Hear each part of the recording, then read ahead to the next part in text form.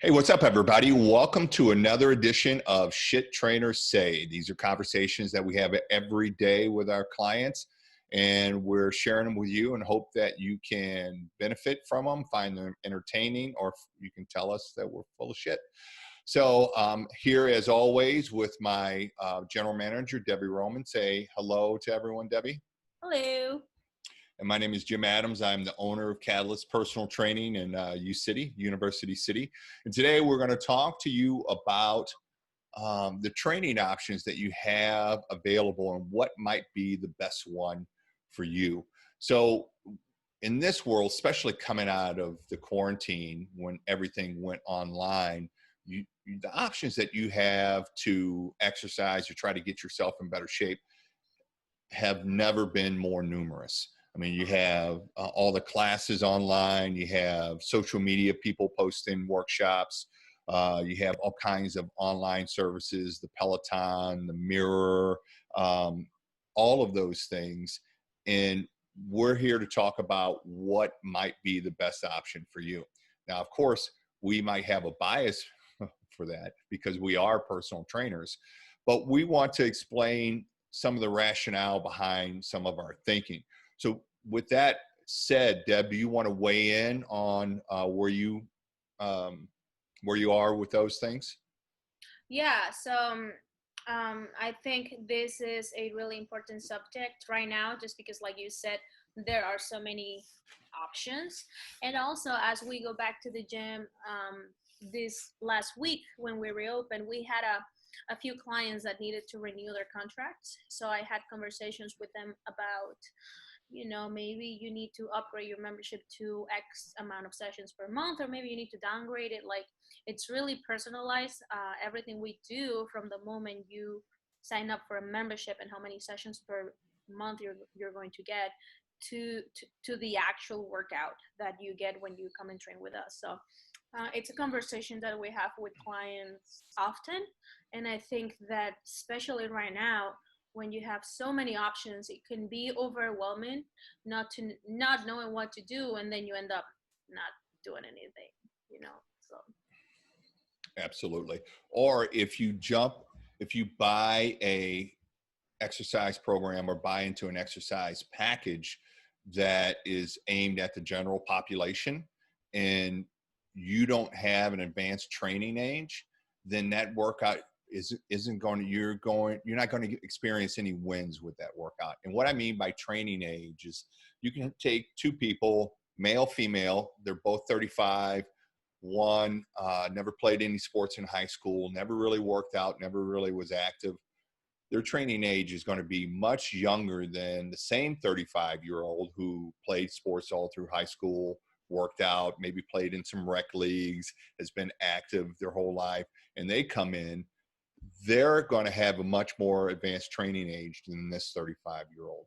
And so Yep. that's what you have to take into account. So some of the people that have advanced training ages and good movement quality, the classes might be a good fit for them. I'm not going to lie. Some of the ones just aimed at general fitness and the mass population might fit that one might fit that population because they're used to being active. They're used to being moving. They don't have any real movement impediments, and they love to sweat. They love to work hard. So it might be a good fit for them. But the other group with low training age, and you might have some movement issues that come along with that, like not being able to squat or low back or hip or knee issues that impede your movement. Those workouts for the general population and general fitness might make you feel like you went through a train wreck. Yeah. And you want to jump in on that, Deb? Yeah, and they might also make you feel like fitness is not for you. And it might put you in the mindset of, man, if this is how I need to feel to work out, these people are crazy. I'm not going to do that. It could be a great experience or terrible. There's not going to be in between. And I think with fitness, just like anything else, you need to find what works for you. Not only, like Jim was saying, not only find out like the level of intensity that's going to be good for you, but also something that you're going to enjoy. And that's also something that we can help you with.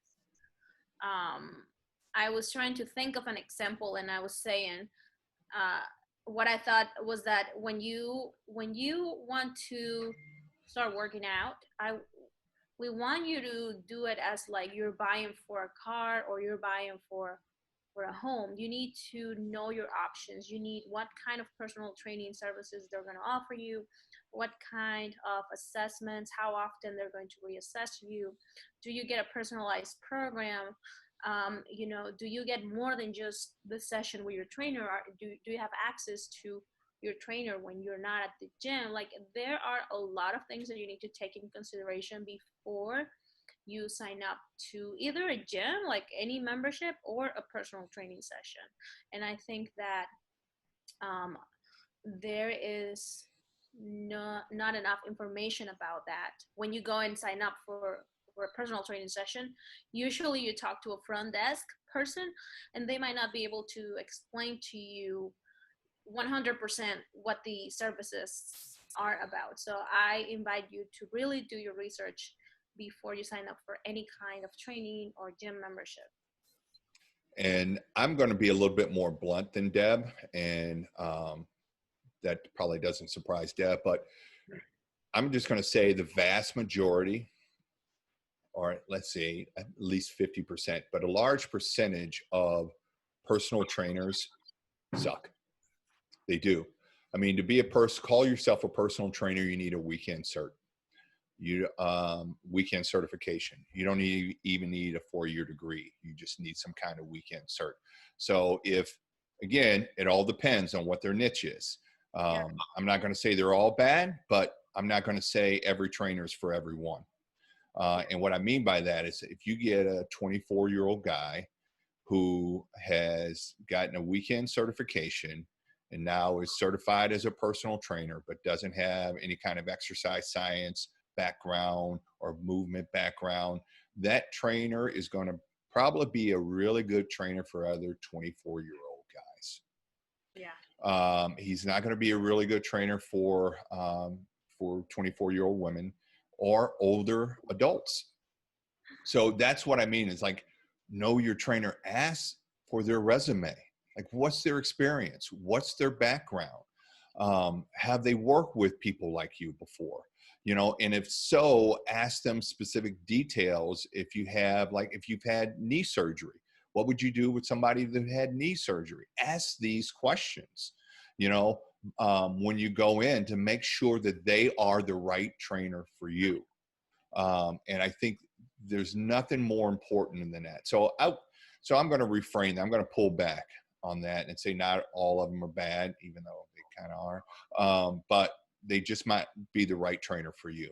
And so interview them, ask for their resume, because you're hiring them. They're going to be your employee. So treat them as such, and make sure it's the right fit for you. And beyond that, make sure they have systems in place, systems for your assessment, systems for designing your program, systems for their trainers, systems for reassessments, so that they do regular reassessments. So these things are part of the structure of your program and your training, and not just happenstance. Do you have anything to add to that, Deb? Yeah, I think that a good trainer might even give you that information without you asking for it. Because when you're a good trainer, you know the kind of competition that you have. So it is really important um, to try to find a way to show that you're different. So a good trainer from the get-go is going to be honest with you. They're going to show you all the certifications or any questions that you may have. They're going to be answered like right away.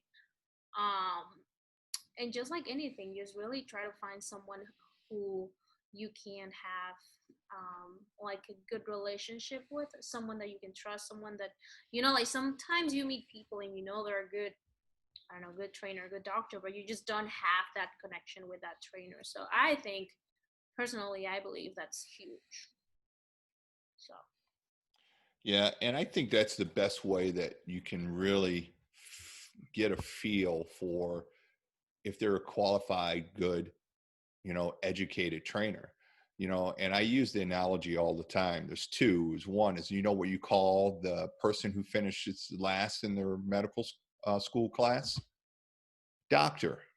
All right. And that doctor is treating patients, and they don't put your driving score on your license plates, not on your driver's license, to say, oh, he barely squeaked by, or, oh, she got flying grades all the way through. They don't rate you as a driver. They just say, boom, you're qualified to drive. But the person that finished barely squeaked by on that driving test is the same person who is driving around that aced it. So ask questions. It's so important. And I think one of the biggest red flags for me is trainers who can say, oh yeah, I can handle that. Oh yeah, I've done that before. Oh yes, I can do that. If they say yes to everything, I think that's a red flag, because you want a trainer who's going to stay in their lane. And what I mean by that is that either they have a specialty or a scope of practice that they have a passion for and they're very good at. And if it goes beyond that, then they're not afraid to refer you out to other people in their network. I mean, what do you think about that, Deb? Yeah, because usually someone who's going to say yes to everybody is someone who does not have the experience.